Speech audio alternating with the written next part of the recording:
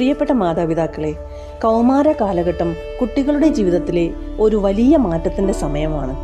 ശാരീരികവും മാനസികവുമായ നിരവധി മാറ്റങ്ങൾ ഈ ഘട്ടത്തിൽ സംഭവിക്കാറുണ്ട്.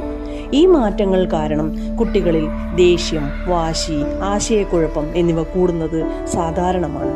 ഈ സാഹചര്യത്തിൽ മാതാപിതാക്കൾ എന്ന നിലയിൽ നിങ്ങൾക്ക് എങ്ങനെ അവരെ പിന്തുണയ്ക്കാമെന്ന് നോക്കാം.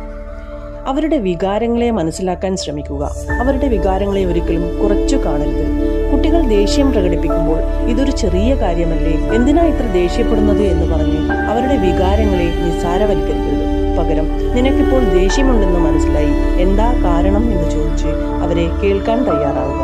ഇത് അവർക്ക് നിങ്ങളിൽ വിശ്വാസം തോന്നാൻ സഹായിക്കും. അവരോട് ശാന്തമായി പ്രതികരിക്കുക.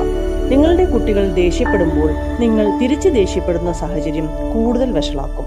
അവർ ദേഷ്യപ്പെടുമ്പോൾ നിങ്ങൾ ശാന്തരായിരിക്കാൻ ശ്രമിക്കുക.